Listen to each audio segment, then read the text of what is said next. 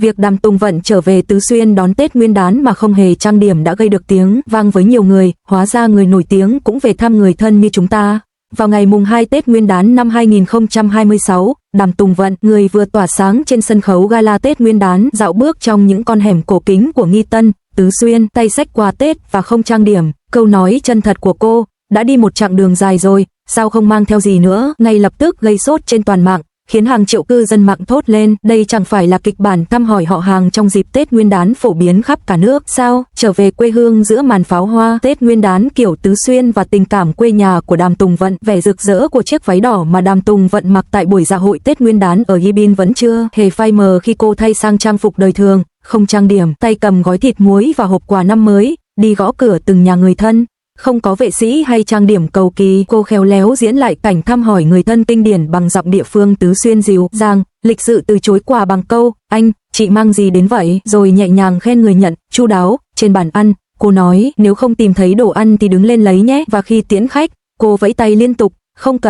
cần, vẻ duyên dáng tự nhiên, gần gũi này đã khiến cư dân mạng phải thốt lên. Một nữ diễn viên rạng rỡ trên sân khấu, một cô gái Tứ Xuyên ngọt ngào và quyến rũ ngoài đời. Điều khiến người ta xúc động hơn cả chính là, bất ngờ, được cô ấy lên kế hoạch kỹ lưỡng. Cô ấy đã giữ bí mật việc tham gia chương trình gala Tết Nguyên đán ở quê nhà cho đến khi người thân và bạn bè bất ngờ thấy cô ấy khiêu vũ duyên dáng trên sân khấu trong buổi phát sóng trực tiếp. Cách thức khéo léo biến vinh quang thành tình thân ái, hòa quyện với không khí sôi động của lời chúc mừng năm mới bất ngờ, đã vẽ nên bức tranh về hương vị năm mới chân thực nhất sau khi hào quang của ngôi sao phai nhạt. Video dạy tiếng địa phương Tứ Xuyên của Đàm Tùng Vận bất ngờ trở nên nổi tiếng trong dịp Tết Nguyên đán. Là con gái của huyện Xoong, thành phố Lư Châu, cô đã tái hiện chính xác các nghi lễ thăm hỏi họ hàng ở Tứ Xuyên và Trùng Khánh, thăm bà ngoại vào ngày mùng 1 Tết Nguyên đán, thăm các chú bác vào ngày mùng 2, nghi thức trao đổi lì xì, những cuộc trò chuyện lịch sự trên bàn ăn và tiếng cười vui vẻ bên bữa tiệc 9 món. Những chi tiết này được cư dân mạng ca ngợi là mẫu mực toàn quốc.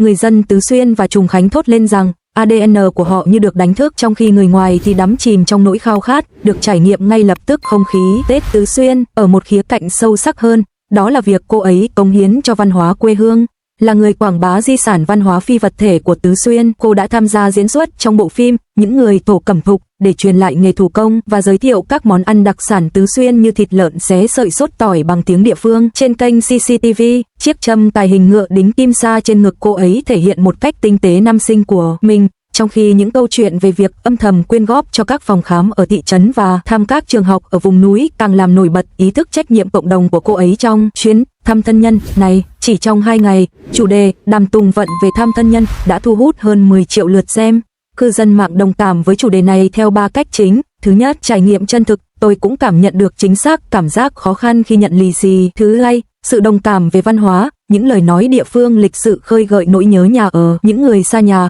Và thứ ba, hiệu ứng xoa dịu từ tính cách trái ngược của người nổi tiếng. Ngay cả người rạng rỡ nhất cũng được người thân hỏi thăm tình hình gần đây, nhận lì xì và được khen ngợi là ngày càng ngoan ngoãn hơn. Người hâm mộ đã đùa rằng chương trình gala Tết Nguyên đán nên có một tiểu phẩm hài, trong khi giới truyền thông khen ngợi cô vì phá vỡ hình tượng người nổi tiếng bằng sự gần gũi, đời thường. Câu trả lời của Đàm Tùng Vận vẫn giản dị và không hề phô trương. Ý nghĩa của nghi lễ chọc Tết Nguyên đán là thể hiện sự quan tâm của chúng ta qua những điều bất ngờ. Hành trình đón Tết Nguyên đán của Đàm Tùng Vận giống như một bức tranh cuộn chảy về phong tục Tết Nam Tứ Xuyên. Chiếc áo đỏ và con ngựa trên sân khấu tương phản với những nụ cười giản dị trong những con hẻm cổ. Chữ Phú trước ống kính camera tương phản với thịt khô và xúc xích trên bàn ăn, tất cả đan xen hài hòa giữa truyền thống và hiện đại. Khi đôi mắt cô nheo lại vì nụ cười giữa những lời chào hỏi lịch sự bằng tiếng địa phương, khi cô bất ngờ ôm chầm lấy người thân và bạn bè trong chuyến thăm Tết đột xuất, cuối cùng chúng ta cũng hiểu hương vị thực sự của Tết không nằm ở vẻ bề ngoài hào nhoáng, mà ở sự ấm áp của việc đẩy và kéo túi mua sắm,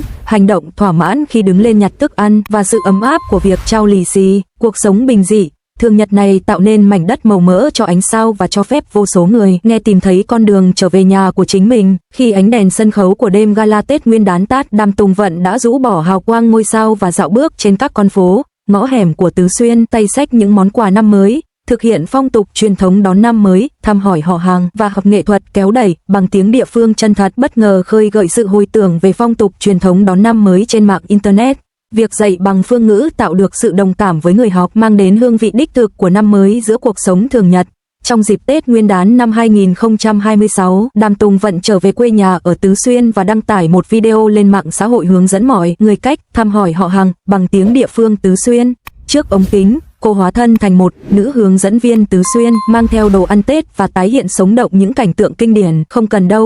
cần đâu, lịch sự từ chối lì xì của người thân, nếu không với tới thì đứng lên lấy đi, một cử chỉ chân thành khi lấy thức ăn, đã đến tận đây rồi, sao lại mang theo gì nữa? Một cách nói lịch sự khi nhận quà, những câu thoại địa phương này đã khắc họa chính xác không khí lễ hội của vùng Tứ Xuyên và Trùng Khánh. Cư dân mạng thốt lên, đây chính xác là những câu mẹ tôi hay nói. Và tôi như được khuấy động. Hashtag thăng tan song Sichuan dialect teaching how to visit Relatives Sovivit thăng đã thu hút hơn 100 triệu lượt xem chỉ trong một ngày. Trước những tranh luận gay gắt nảy sinh từ chuyến thăm của người thân, Đàm Tùng Vận đã không trực tiếp đề cập đến vấn đề gây tranh cãi trong cuộc phỏng vấn sau đó, mà thể hiện thái độ của mình thông qua hành động phản đối các mối quan hệ mang tính hình thức. Bà nhấn mạnh rằng, biết cách thúc đẩy và kéo theo mới là sự thấu hiểu thực sự, bác bỏ sự lịch sự thái quá và ủng hộ việc thiết lập ranh giới rõ ràng trong các tương tác qua lại, sống một cuộc sống bình dị. Trên sân khấu gala Tết Nguyên đán, cô là một nữ diễn viên tỏa sáng, nhưng sau khi trở về nhà, cô dễ dàng chấp nhận cuộc sống bình thường khi bị người thân hỏi han tình hình gần đây, nhận lì xì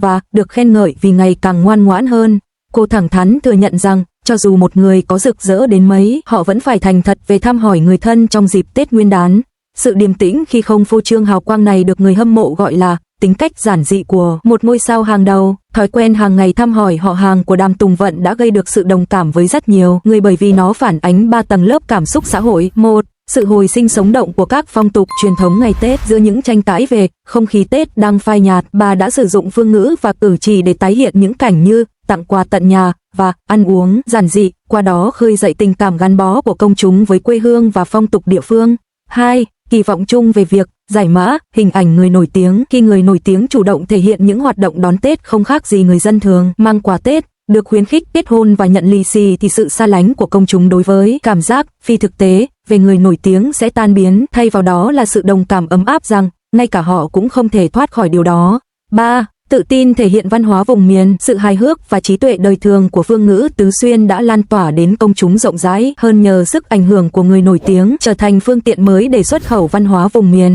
Đài CCTV News đã đăng lại và khen ngợi điều này, nói rằng phương ngữ là những hóa thạch sống của văn hóa. Đằng sau hiện tượng, sự đổi mới của lối kể chuyện nông thôn trong kỷ nguyên lưu lượng truy cập Internet, vụ việc thăm thân nhân của Đàm Tùng Vận về bản chất là sự tái hiện lại các câu chuyện truyền thống trong kỷ nguyên truyền thông mới, từ sự tò mò đến sự đồng cảm. Trước đây, việc người nổi tiếng trở về quê hương thường được đưa tin như một màn trình diễn, trở về trong vinh quang, nhưng cô ấy đã chọn cách thể hiện những chi tiết đời thường và chân thực. Nhờ đó, câu chuyện về cuộc sống nông thôn đã chuyển từ bị theo dõi sang được trải nghiệm. Sự thắng lợi của nền kinh tế cảm xúc so với những lời chúc mừng năm mới được lên kế hoạch kỹ lưỡng, những khoảnh khắc chân thực trong cuộc sống này lại chiến thắng nhờ giá trị cảm xúc mạnh mẽ. Cư dân mạng tự phát tạo ra các biểu tượng cảm xúc bằng tiếng địa phương và các video phái sinh từ tình huống kéo đẩy kiểu tan, khiến chủ đề này tiếp tục được bàn tán sôi nổi. Câu chuyện Tết Nguyên đán của Đàm Tùng Vận như một cuộn giấy chảy trôi của thời đại, khi những người phiêu bạt trở về nhà, khi người nổi tiếng ổn định cuộc sống, và khi các phương ngữ cùng phong tục Tết Nguyên đán được hồi sinh trong thế giới trực tuyến. Điều chúng ta thấy không chỉ là sự vững vàng trong việc khẳng định bản sắc cá nhân của cô, mà còn là sự suy ngẫm nhẹ nhàng của cả nhóm về cội của họ. Cuộc tranh luận sôi nổi này không có người thắng kẻ thua, chỉ có một câu nói dang dở bằng phương ngữ địa phương: vì đã đến đây rồi, mời ngồi ăn. Giản dị nhưng đủ để sưởi ấm trái tim mọi người.